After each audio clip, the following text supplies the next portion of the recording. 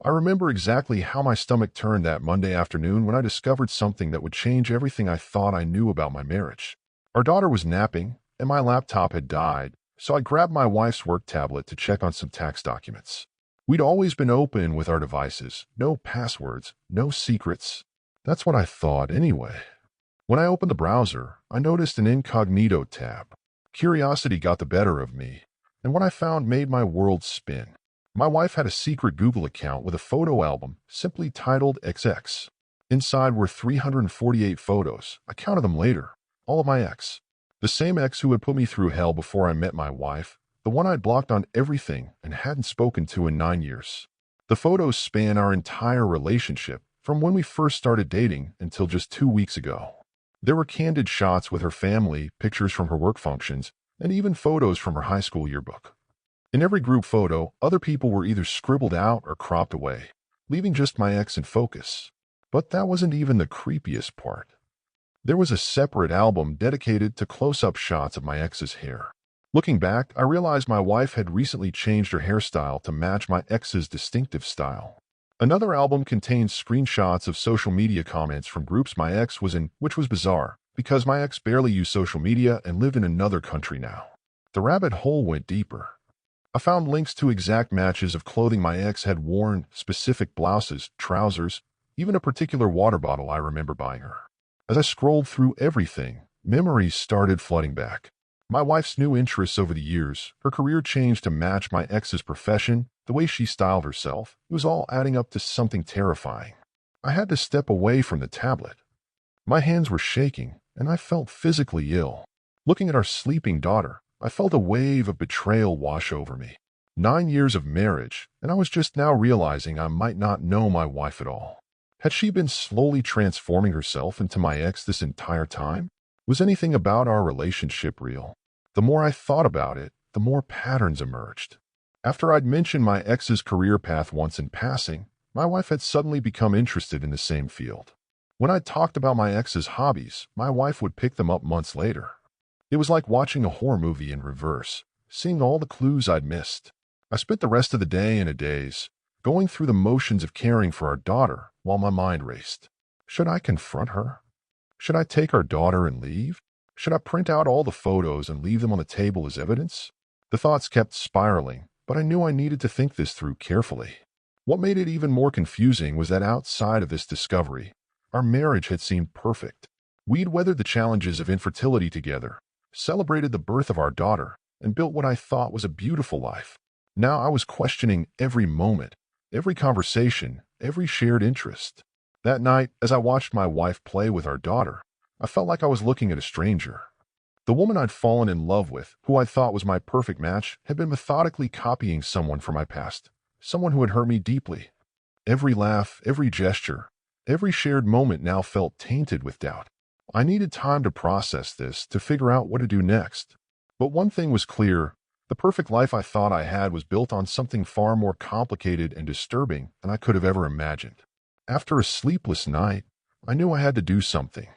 The photos, the evidence of years of obsession, kept flashing through my mind. I spent the next day calling therapists and social workers, trying to find someone who could help us navigate this situation. Unfortunately, the only places that took our insurance had weeks-long waiting lists.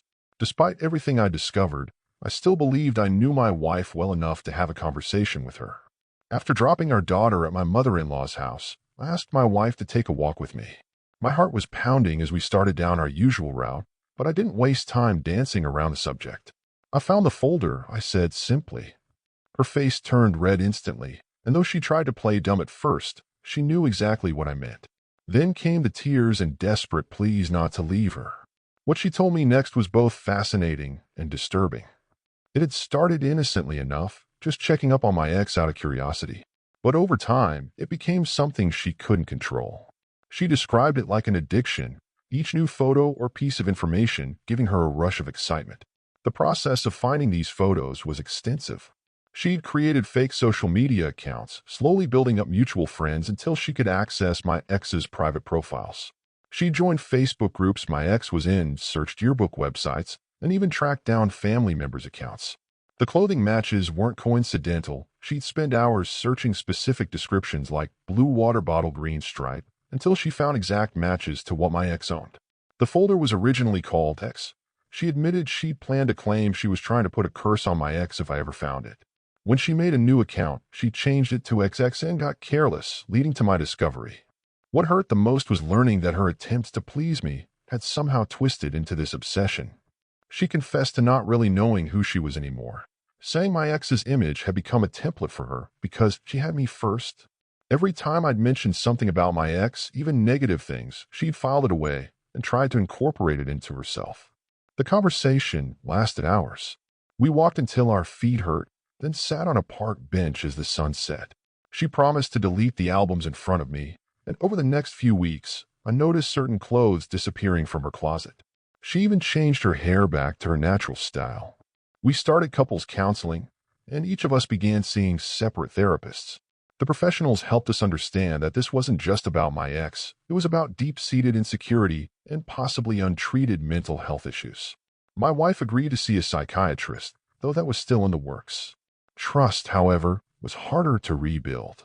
Every time my wife changed something about herself, I found myself wondering if it was genuine or if she had another secret account somewhere, finding new things to copy. Every shared interest we had became suspect in my mind. Was she really into hiking, or was that another stolen passion? Did she actually love the music we listened to together, or was that just another piece of her carefully constructed persona? The hardest part was looking at our daughter and wondering what kind of example this would set. How could we teach her to be herself when her mother had spent years trying to be someone else? These thoughts kept me up at night, even as we worked through things in therapy. Just when I thought we were making progress, everything fell apart. About 2 weeks after starting therapy, we got an unexpected visit from Child Protective Services. Someone had reported us for child abuse and neglect. The caseworker quickly saw there was nothing wrong, but the damage was done. That night, my wife called her mother and asked directly if she'd made the report. To our surprise, she admitted it immediately. Her justification? She claimed she did it for our own good because our daughter had been sick during her last visit. The irony wasn't lost on me. These were the same people who refused all vaccines, even flu shots, but spent thousands on fake stem cell stickers. My wife lost it. She told her mother to go to hell and hung up. We thought that would be the end of it, but we were wrong. A week later, while my wife was at work, my mother-in-law showed up at our house. She forced her way inside, pushing past my arm when I tried to stop her. She started ranting about how I was an unfit parent because I wouldn't let them use their miracle patches on our perfectly healthy daughter. I'd had enough. After a heated argument where she called me everything but a good father, I threatened to call the police. She left with a dramatic declaration, "This isn't over." It felt like a scene from a bad movie, but it was our reality. We filed for a restraining order the next day. The CPS caseworker had to visit a few more times, but eventually cleared us completely, even apologizing for the trouble. But my wife and I knew we needed to do more to protect ourselves. We installed security cameras around our house and kept our neighbors in the loop about what was happening. Everything was quiet for a few months until we started planning our move to another state. Somehow my in-laws found out. The day we were loading the U-Haul, they showed up and blocked our driveway. My father-in-law tried to guard the front door while my mother-in-law refused to move her car unless we told them where we were moving. Our daughter was crying, my wife was trying to calm her down, and our neighbor came over to help. Still, they wouldn't budge.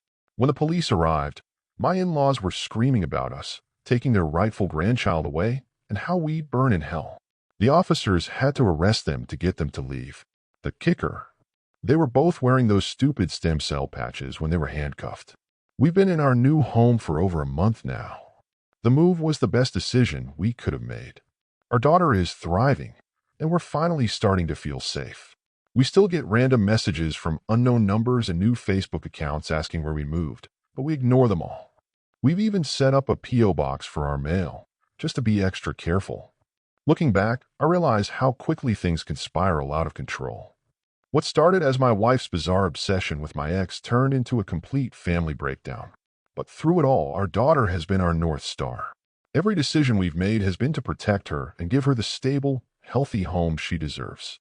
Sometimes I still catch myself wondering if my wife is truly done with her obsession, but I can see she's making real efforts to be herself. We're both in therapy, working on our issues separately and together. It's not perfect, but it's real, and that's more important than the perfect life I thought I had before. The truth is, we're writing our own story now, far away from the chaos and drama. And while I can't say for certain what the future holds, I know we're finally on the right path, one that we've chosen together as ourselves.